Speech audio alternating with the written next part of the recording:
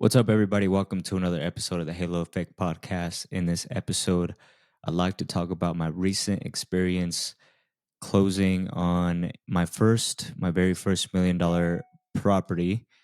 And essentially, just want to talk about what I learned throughout the process, my experience, and just a couple observations that I made throughout the process. So, first off, I'm extremely thankful and grateful for the opportunity to have helped the clients that I helped. They are awesome people, very respectful people, knowledgeable people, and I wish them nothing but the best in their new home. And I look forward to continuing to establish a positive relationship with them. It was the parents of somebody that I had played flag football with a couple years back. It was just one of those situations where they reached out to me and they wanted to look at some properties, and it just kind of went from there. But um, one of the things that I learned was that no matter the price point, no matter the price point, the principles are the same. Helping and serving and providing your expertise is the same no matter the price point. And people appreciate hard work. People appreciate attentiveness. People appreciate knowledge, and that's one of the things that I learned with this experience. One of the most important things that I learned, however, with this experience is how these types of folks are my ideal clients. And I wrote down a list a couple years back of what my ideal client looks like. And it's very important, I believe, for any entrepreneur to take on that task, to write down exactly what it is, what type of client you want to work with, because that is very important. You want to work with people that you like. You want to work with people that like you. You want to work with people who are going to respect you, who are going to follow your lead, who are going to trust your expertise. And that's exactly what happened in this situation. And for me, it was probably the most enjoyable experience for me as an agent, on a property that was higher priced than what I've sold before. However, for me, it wasn't any different, and that's the point that I really want to drive home, is that for me, help is help, service is service. And uh, for me, it was, I don't want to say it was like any other real estate transaction, because it was special for me. However, it was just one of those situations where it made me feel very good and confident in the fact that I know what I'm doing. And I know that I belong there. I know that I belong selling luxury real estate. I know that this is only the stepping stone. This is only the first of many. For me, it is a dream that I've had, and a goal that I've had, I should say, for a long time, ever since I got into this industry. And so the fact that it has happened for me feels very rewarding, because I know, like I said, that I belong there. I know that I have the skill set to be able to help any sort of client.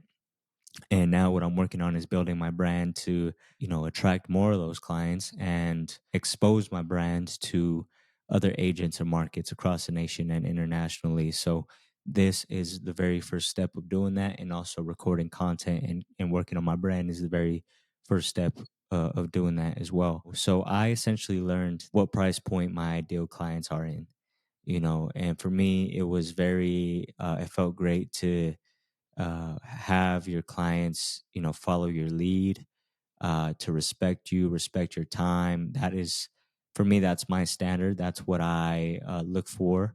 That's what I stand on as an agent. Very, very early in my career, those standards weren't there, and I think part of it has to do with the fact that you're navigating through a new career, a new journey. I kind of came into real estate, putting real estate onto a pedestal, and that caused for me to kind of devalue myself in a sense. And also, I was in a situation where um, I had necessities, and when you don't have basic things that you really want. For me, for example, like I wanted a house, I didn't have one, and I was between jobs and we're trying to get this thing going. And when you don't have that, it's different. It's a different energy sometimes that you kind of are forced to operate out of. It kind of feels like, in any case, it felt like that for me.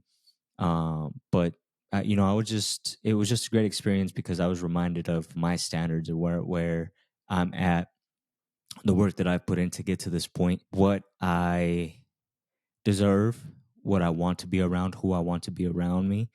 And like I said, I think that this is just the first of many. I don't think I actually know that this is just the first of many.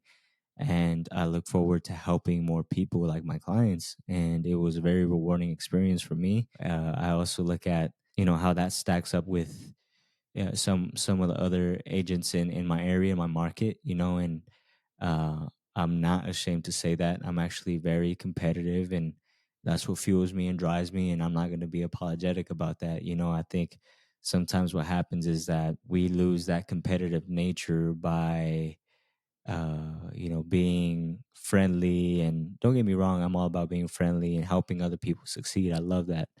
But at the same time, I love to be competitive, and that's what fuels me and drives me as a person in general. And that's why I always played sports growing up, because of that competitive nature. And so I like to look at, how this kind of separates me. And I think it's just something that I created, I attracted based on years of just hard work and preparation, and doing a lot of things behind the scenes that people will never know, will never see. And so hopefully as I move forward and I proceed with content creation this year, I just hired an assistant to help me out with that as well. People are able to see what happens behind the scenes and the work that gets put in. And my goal is to grow within that as well, and show people just the amount of time and effort and energy that goes into all the things that I'm building and attracting and creating awesome clients like the ones that I just helped in transactions like this as well. And those are some of the things that I learned throughout this experience. For me, honestly, the whole time for me, it was just a pleasure. It was an honor for me to be in that situation.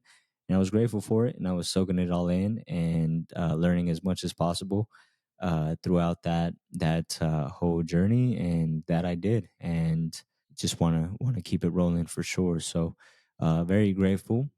And now, continuing to be around that type of real estate, be around those types of people and clients. Your network is your net worth, and it's very important to surround yourself with people that are doing great things in life, and that's what I want to surround myself with. And I'm unapologetic about that as well. It's very important for us, especially if you know me, you know that I came from very little. My parents came from very little, and there's a lot of um, systems and internal things sometimes that we have to battle through to be able to get out of certain cycles and into new ways of living and thinking and being.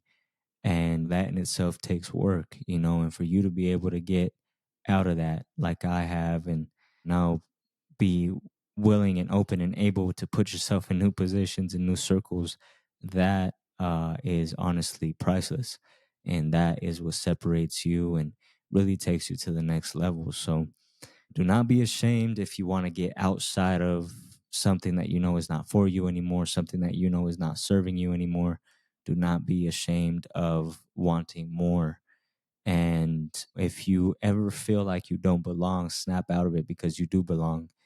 And the other thing that I found is that people are very accepting, people are very open, people are friendly. People, obviously, you have to, put yourself in a position to where you have to know what you're talking about, and present yourself the correct manner as well. But people are very, very open, and it's all about helping each other out and providing your services and being excellent, exceptional at what you do.